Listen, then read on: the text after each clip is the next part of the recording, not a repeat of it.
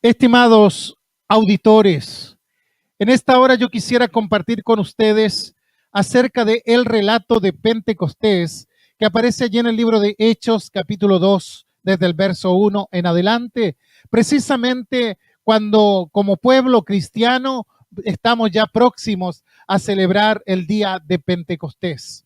Bueno, la palabra del Señor trata acerca de este tema en los siguientes términos. Dice allí en el capítulo 2, verso 1, dice, cuando llegó el día de Pentecostés, estaban todos unánimes, juntos, y de repente vino del cielo un estruendo como de un viento recio que soplaba, el cual llenó toda la casa donde estaban sentados, y se les aparecieron lenguas repartidas como de fuego, asentándose sobre cada uno de ellos, y fueron todos llenos del Espíritu Santo, y comenzaron a hablar en otras lenguas según el Espíritu les daba que hablasen. Por naturaleza somos más dados a la incredulidad que a creer. Por eso muchas veces la verdad de Dios, la palabra de Dios, la ponemos en duda, porque no podemos abordar las cosas espirituales mediante nuestros sentidos naturales. No la podemos entender, no la podemos concebir. Por tal motivo, la verdad de Dios tiene que ser sellada en nuestros corazones de manera tal que podamos recibirla y estar totalmente convencidos de ello. Se trata del don de la fe. Dios mismo en su misericordia estampa, sella su verdad sobre el corazón de cada creyente por medio de su Espíritu Santo. Y por eso se le llama también o se le conoce también como el sello del Evangelio. Ahora bien, para proclamar la enseñanza del Señor Jesús, para proclamar el Evangelio de Jesucristo a través del mundo, es necesario ser sellados por el Espíritu Santo. Cuando alguien predica algo que el mundo mediante sus sentidos naturales no comprende, debe hacerlo bajo la autoridad y bajo el sello de Dios. A todos los que anuncian la palabra de verdad, Dios tiene que haberlos gobernado de tal manera que estén objetivamente seguros de que esta enseñanza no es de hombres, sino de Dios mismo. De lo contrario, el fundamento de esa enseñanza sería demasiado débil. Si tuviéramos únicamente la autoridad de los hombres, la enseñanza evangélica perdería toda fuerza. Sería una más de las tantas doctrinas y filosofías dispersas por el mundo. Como creyentes seríamos tremendamente endebles si nuestros espíritus no fuesen elevados por encima del mundo y fundamentados en Dios, sabiendo que es de Él de quien procede esta palabra de salvación que escuchamos todos los días. Y esta ha sido registrada en forma escrita para nosotros, para que cada vez que la leamos, cada vez que la escuchemos, tengamos presente esto, que el contenido del Antiguo y del Nuevo Testamento no fueron invención de hombres, sino que Dios mismo, mediante una señal visible, ha testificado de que los hombres fueron únicamente instrumentos de su Santo Espíritu. Moisés y todos los profetas tuvieron la aprobación de ser enviados por Dios y hablaron y escribieron bajo la inspiración de Dios. Los apóstoles en el Nuevo Testamento, antes de publicar el Evangelio a todo el mundo, Dios hizo descender sobre ellos su Espíritu Santo para que pudiéramos saber que ellos no presentaron nada por sí mismos, sino que entregaron fielmente aquello que les fue ordenado por Dios. Entonces, ¿cuán importante es este relato del libro de Hechos, capítulo 2? Porque si no tuviéramos la seguridad de que los apóstoles hablaron bajo esta investidura de poder, si Dios no les hubiera dado una marca para demostrar que estaban aprobados y autorizados por Él, ¿qué sería de nuestra fe? No sería más que una opinión fluctuante. Podríamos decir, yo pienso así, me parece que es así, pero sería imposible que tuviésemos una persuasión total o una firmeza y constancia propia, porque ¿qué es el hombre? Todo lo que tenemos aquí abajo es solo vanidad. Necesitamos afianzarnos en una palabra más alta que los cielos para poder soportar los torbellinos y tempestades, para que el mundo y aún el diablo, por mucho que se esfuercen, no nos puedan sacar del camino. Si Dios es quien nos guía hacia adelante, quien nos llama a su presencia, ¿quién nos dice que la enseñanza predicada por los apóstoles es infalible? Entonces, nuestra fe siempre, siempre estará firme.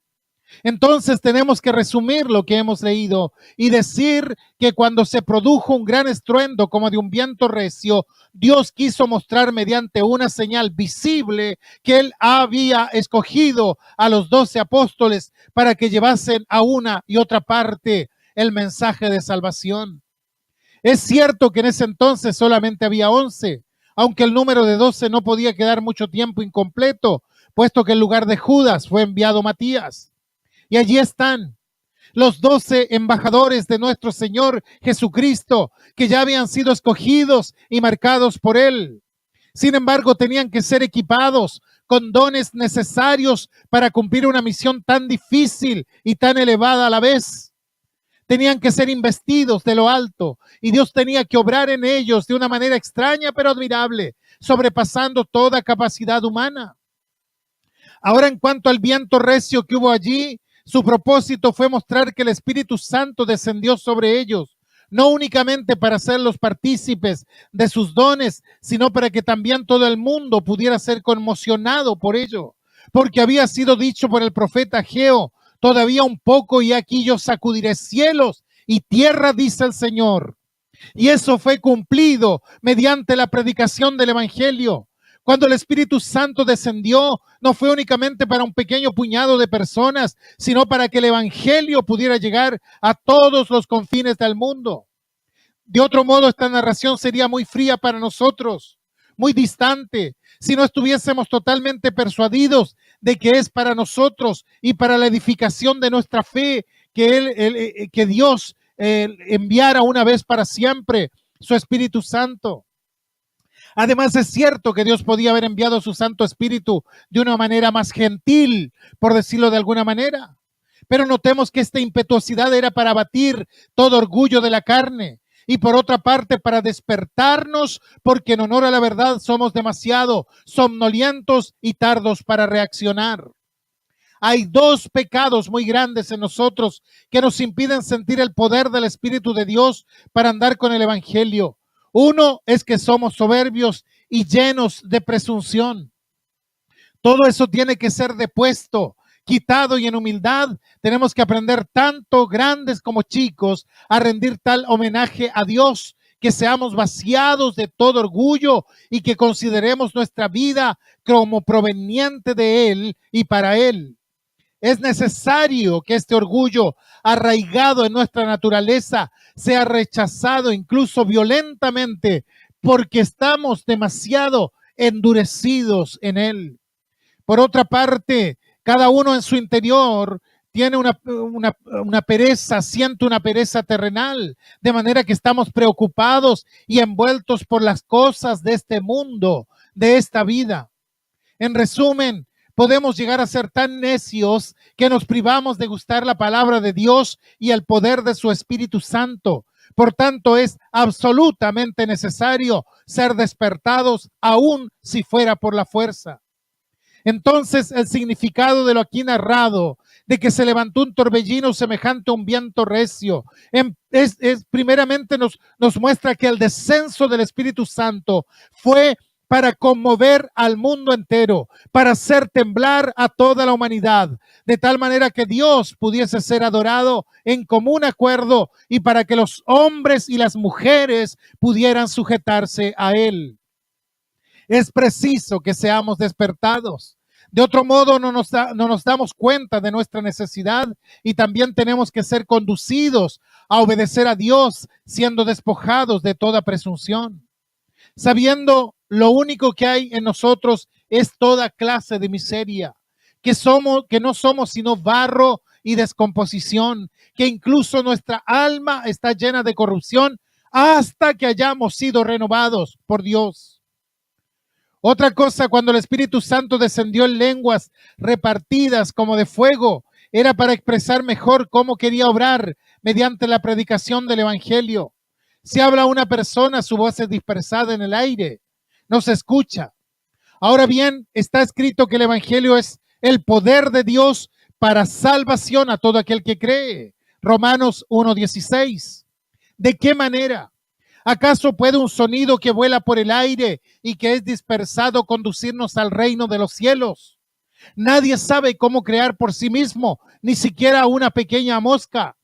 Por lo tanto, es necesario que la imagen de Dios sea reparada en nosotros, que recibamos esta simiente incorruptible para alcanzar la gloria celestial, para ser compañeros de los ángeles, para ser transfigurados incluso a la gloria inmortal de nuestro Señor Jesucristo y para ser partícipes de su naturaleza divina, como lo mencionó San Pedro. ¿Acaso puede ser efectuado esto por la voz de un hombre? Ciertamente que no. Pero luego dice de modo especial que el Espíritu Santo, unido en el mismo lugar a la palabra, tomó forma de lenguas. ¿Por qué el Espíritu Santo apareció en forma de lenguas? Para mostrar que Él estaría en la boca de los apóstoles y que les daría lo necesario para ejecutar el oficio y la misión recibida, y en efecto de que Él haría provechoso su trabajo, a efecto de que éste no fuera inútil. Porque primeramente sabemos que aún el hombre más hábil, el más versado que se encuentre, no sabría cómo pronunciar una sola palabra hasta ser gobernado por el Espíritu Santo. Con esto Dios nos muestra nuestra condición, ya que no podríamos abrir nuestras bocas ni decir una sola palabra para gloria suya que fuese adecuada, a menos que Él nos la hubiera dado. Entonces fue muy necesario que los apóstoles fuesen gobernados por el Espíritu de Dios. De lo contrario, habrían enmudecido prácticamente. Cuando los apóstoles andaban con el Señor Jesucristo, lo consideraban su maestro y con toda modestia se sujetaban a su doctrina. Sin embargo, ¿qué sabían de ella? No mucho. Eran tardos para aprender. No obstante, aquello nos trae provecho a nosotros, porque allí están transformados en un minuto, de manera que la gracia de Dios resplandece tanto más, porque hablan en voz alta de los secretos de Dios como verdaderos sabios. Todo el mundo está asombrado, puesto que previamente no hubo nada. Todos ellos habían sido debilitados. Pedro, que había negado tan vergonzosamente a su maestro, ahora habla con autoridad y una sabiduría inusitada. Entonces no es sin causa que las lenguas estuviesen partidas y fuesen de fuego, porque sabemos cuán dividida estaba la raza humana en sí misma y también cuán separada de Dios. El proyecto que se hizo para construir la Torre de Babel fue la causa de que los seres humanos se volvieran bárbaros entre sí, de modo que ya no hubo comunicación alguna entre ellos y aparentemente Dios los dispersó. ¿Cómo sería posible entonces que los apóstoles, habiendo estado siempre aislados como personas necias e ignorantes en aquel rincón de Judea, pudieran publicar el evangelio a todo el mundo, a menos que Dios cumpliera lo que había prometido? Fue así entonces como el Señor, como el Espíritu de Dios quiso exhibir su poder en estas lenguas, a efecto de que el nombre de Dios pudiera ser invocado por todos y para que juntos pudiéramos ser hechos partícipes de este pacto de salvación. De esta manera vemos la maravillosa bondad de nuestro Dios al transformar el mal en bien. Porque cuando buscamos el porqué de la existencia de diferentes lenguajes en el mundo, tenemos que llegar a la conclusión de que se debe a una maldición de Dios. No obstante, aquí apareció su bondad y su paternal misericordia cuando el mensaje de vida fue traído en todos los idiomas. Es así como Dios transformó el mal en bien. Cuanto más debemos magnificar y bendecir su santo nombre, sabiendo que la diferencia de idiomas no le impidió declarar en el mundo entero que Él quería recibir a todos los que antes se habían apartado de Él y de reunirlos a todos en su seno hasta que fuesen recibidos en la herencia del cielo. Ahora, ¿cómo este relato nos sirve en el día de hoy? En primer lugar, para poder recibir la doctrina del Evangelio como verdad cierta e infalible. Ella es la marca de Dios y es sellada por su Espíritu Santo y es un excelente testigo de nuestra adopción como hijos de Dios. Es así como somos conducidos a la obediencia, viendo cómo Dios ha aprobado su Evangelio tanto para tener la seguridad de que nuestra fe no es vana y que no estemos siempre dados a cambiar nuestras palabras y opiniones, sino que siempre siempre andemos sin apartarnos del buen camino hasta que hayamos terminado nuestra carrera. Además, nos enseña que para triunfar en esto, tenemos que orar a Él para que nos dé una firmeza tal que haya solamente fuego en lugar de la frialdad de nuestros corazones. Además, que Él pueda rehacernos de manera que nos despojemos de todas las corrupciones de nuestra naturaleza para ser renovados de tal manera que seamos separados del mundo. Notemos las dos partes principales de la fe. La fe consiste primeramente en conocimiento o certeza y luego en firmeza y constancia.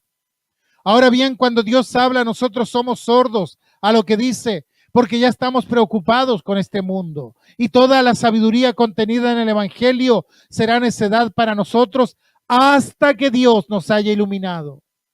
Dios, por medio de su Santo Espíritu, tiene que abrirnos el camino para que le conozcamos y para que nos aferremos a esta verdad. De otra manera seremos sordos a su palabra y sin entendimiento alguno.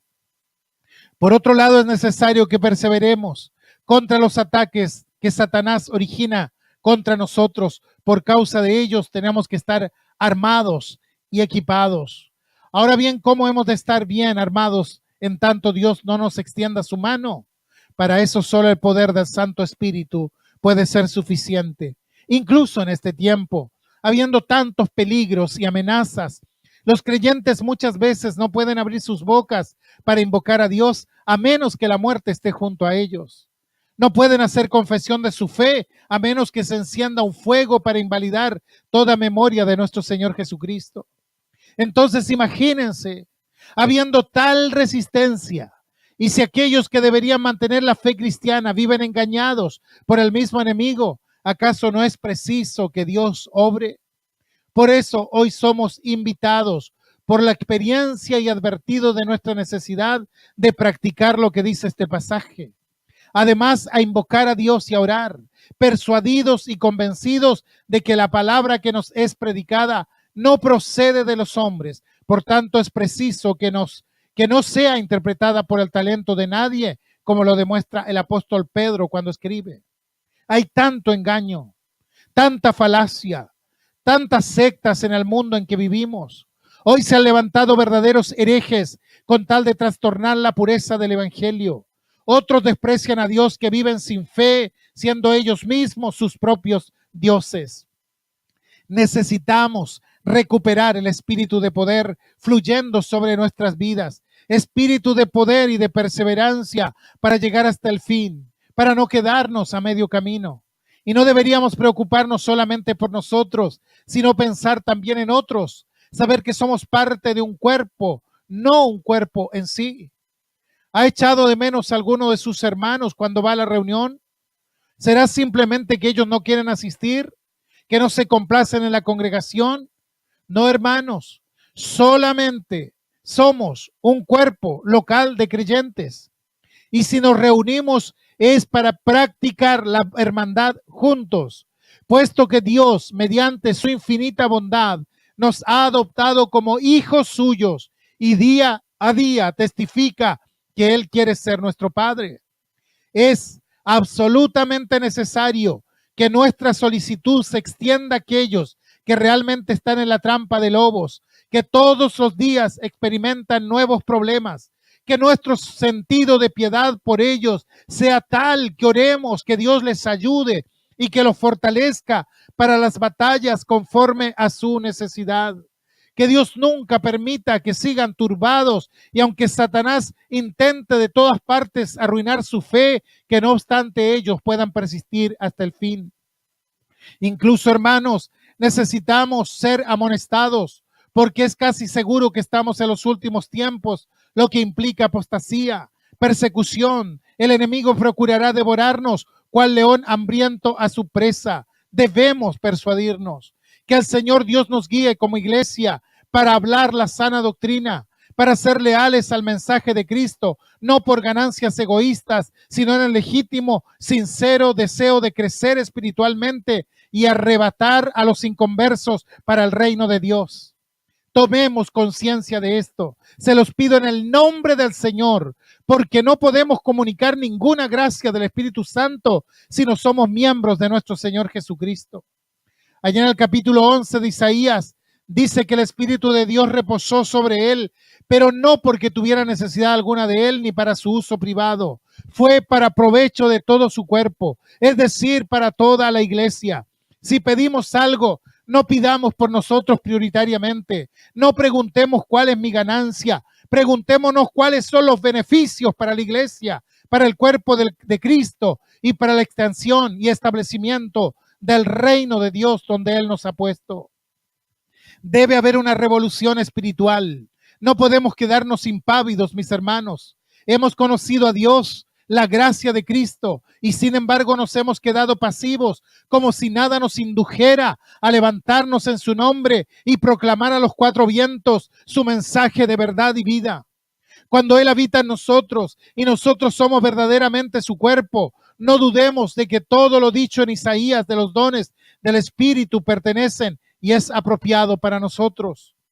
Es cierto que no recibimos al Espíritu Santo en completa perfección porque existe la medida del don, como lo expresa San Pablo, y es preciso que creamos más y más y que nos apropiemos más y más.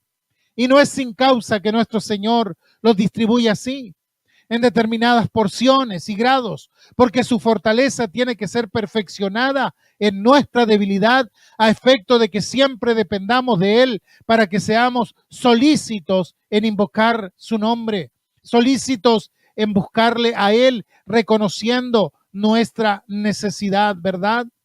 Por eso tenemos, hermanos, que estar persuadidos de todas estas cosas. Tenemos que procurar que el Señor en su gracia y su misericordia pueda guiarnos y pueda también ayudarnos a caminar el camino de la fe, y para que también podamos humillarnos delante del Señor, considerar nuestras faltas delante de Él y también considerarnos dentro del cuerpo de Cristo, que es su iglesia. Entonces, no en vano Jesucristo habita en nosotros, porque Él nos dará testimonio por el hecho de que su Espíritu Santo exhibirá su poder para fortalecernos en Él, para acercarnos y para alejarnos del mundo. En este pasaje de Isaías dice que el Espíritu de sabiduría reposó sobre Él. ¿Para qué? Para mostrar que solamente hay tinieblas en nosotros, que somos unos pobres ciegos y que en la medida en que presumimos ser inteligentes y adiestrados, siempre pervertiremos y falsificaremos la verdad de Dios, hasta que Él nos haya iluminado y nos haya dado resplandor celestial, el cual no obstante ni por nacimiento ni por herencia, sino por pura gracia es que obtenemos. Luego dice Isaías que Él también tiene el espíritu del temor de Dios, porque nuestros deseos son otras tantas rebeliones contra la voluntad de Dios, hasta tanto sean reformados e incluso totalmente cambiados. Por eso, hermanos, necesitamos inclinarnos en humilde reverencia ante la majestad de Dios y pedir su ayuda, ayuda que solamente puede venir de lo alto, en donde Él está sentado. Que el Señor les bendiga.